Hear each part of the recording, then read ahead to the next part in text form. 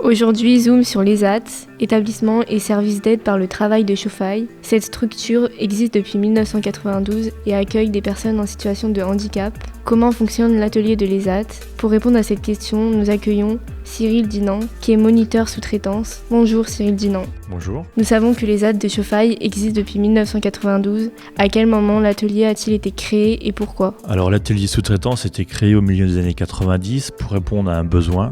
En fait, l'ESAT a été créé à la base pour faire travailler des jeunes en situation de handicap et leur proposer un avenir. Au début, il y avait la ferme, après il y a eu l'atelier, donc dans les milieux des années 90. L'atelier propose plusieurs activités. Pouvez-vous nous expliquer lesquelles ? Alors on fait de la préparation de visseries, donc on les met en sachet. On fait de la préparation de mise en bouteille d'huile essentielle de térébenthine. On fait de la préparation florale, des présentations florales. On fait des notices, on fait des présentoirs pour des têtes de gondole de supermarché, qu'on appelle des cravates. On fait toutes sortes de choses que toutes les industries de la région puissent nous proposer. Des petits montages, des assemblages et du comptage par exemple. Quels sont les moyens techniques de votre atelier ? Avez-vous beaucoup de matériel ? Est-ce qu'il a dû être adapté en fonction des handicaps des travailleurs ? Alors on a quelques machines-outils comme des perceuses, comme des thermosoudeuses, comme des filmeuses pour du film thermorétractable. On a du matériel manuel comme des cutters, des tournevis, des marteaux, des ciseaux. On a des gerbeurs, on a des tables élévatrices, on a un Fenwick,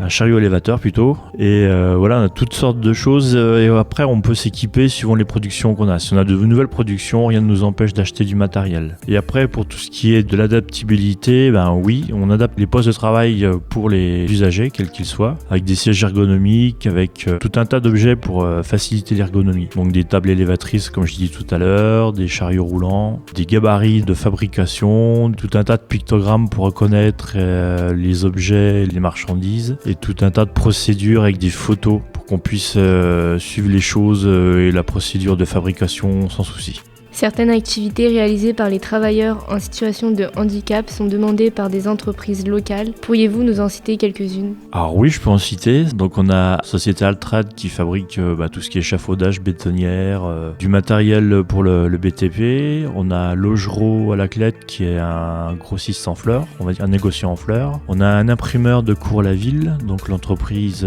Guigon. Et on a une entreprise bien-être qui est à Marcigny qui s'appelle Holist qui fabrique des bols d'air Jacquier, peut-être que les auditeurs connaissent. Alors par exemple pour Altrad, on leur prépare des sachets de visserie avec tout un tas de références de vis différentes, ce qui fait que les salariés de Altrad, quand ils sont sur leur banc de montage, ils n'ont pas à chercher la visserie et c'est directement dans les sacs. On fabrique des notices aussi pour Altrad, des notices de bétonnière qu'on imprime, qu'on plie, qu'on agrafe, qu'on met sous film et qu'on conditionne. Et on prémonte des arrêts d'urgence de bétonnière avec tout le câblage électrique et du contacteur. Pour Logereau qui est la Clette, un grossiste en fleurs, donc on fait des préparations florales. Donc on met les fleurs dans des sachets avec des étiquettes, des bolducs, des compositions, la déco dans les compositions, des orchidées dans des pipettes. On va travailler également sur place pour cette entreprise, c'est-à-dire qu'on fait les préparations ou à l'atelier ou en entreprise directement chez eux, suivant comme c'est le plus simple, quoi. Pour l'entreprise Guigon, on fait des présentoirs de têtes de gondole, on fait ce qu'on appelle les cravates. En fait, c'est des bandes cartonnées sur lesquelles on fixe des autocollants pour qu'après ils puissent afficher ou des saucissons, ce genre de choses sur les têtes de gondole de supermarché.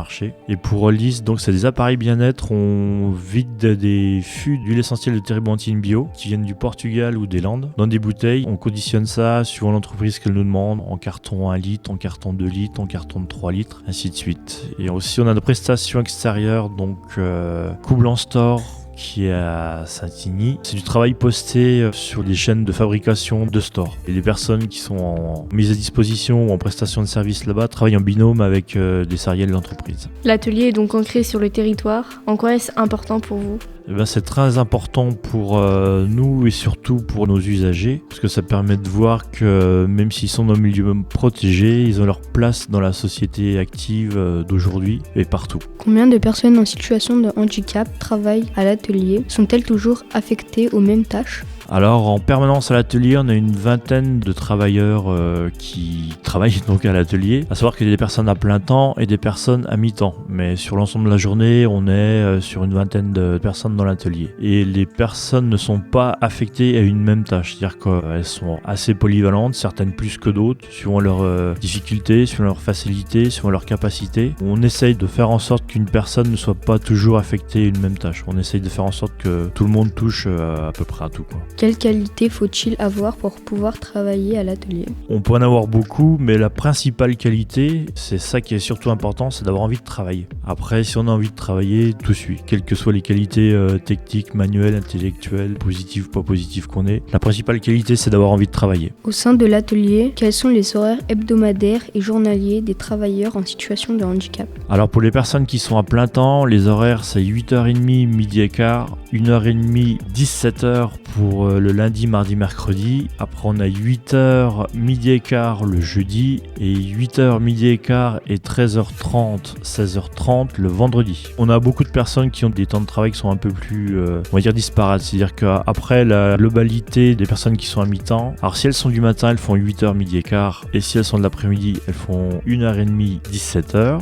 Les travailleurs handicapés ont-ils des pauses et des congés payés ? Est-ce qu'ils cotisent pour la retraite et le chômage comme les autres travailleurs ? Alors oui, ils ont des pauses, ils ont des congés payés comme tout le monde, ils cotisent pour la retraite comme tout le monde, ils cotisent à la sécurité sociale, en l'occurrence nous c'est la MSA comme tout le monde. Même s'ils n'ont pas un contrat de travail qui est régi par le code du travail, c'est comme les salariés du milieu ordinaire. Pourriez-vous nous donner un ordre d'idée de la rémunération mensuelle d'un travailleur en situation de handicap à l'atelier ? On va dire que pour la généralité, la rémunération mensuelle est du niveau du SMIC. Après, il y a des petites différences entre certaines personnes par rapport à l'ancienneté, par rapport à tout un tas de choses. Bon, on va dire que l'ordre d'idée, il est là. C'est l'ordre du SMIC. Voilà. La rémunération est composée en 3 parties. C'est-à-dire qu'il y a une partie qui est payée par la production, une partie qui est payée par l'aide au poste, et ça vient de la région, de l'ARS. Après, on a le complément suivant la hauteur de ces 2 rémunérations pour atteindre le SMIC, en gros, qui est payé par l'AH, donc l'allocation adulte handicapé. Nous savons que l'atelier de l'ESAT se situe rue Pierre de Coubertin à Chauffailles. A-t-il toujours été là ? Non, anciennement, il était à l'espace Vanneval qui est un peu plus loin, vers le restaurant qu'on appelle le Cévanol. Et actuellement, c'était transformé pour un institut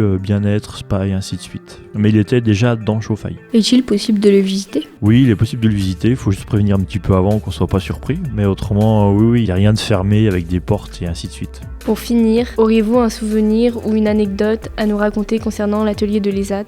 Alors des souvenirs, des anecdotes, j'en ai à l'appel. Pour être un peu plus dans le monde du travail, on va dire, c'est de voir certains patrons d'entreprise qui viennent nous rendre visite, ce qui est toujours agréable, sans forcément monter directement au secrétariat ou dans le bureau des directeurs et des chefs, c'est qu'ils passent par l'atelier pour venir nous voir, nous dire bonjour aux usagers, les remercier pour la qualité de leur travail, leur envie de travailler justement pour ces entreprises qui continuent. Voilà. Merci Cyril Dinan d'avoir répondu à nos questions. Si nos auditeurs et nos auditrices souhaitent en savoir plus sur l'ESAT de Chauffailles, vous pouvez contacter le 03 85 25 20 92.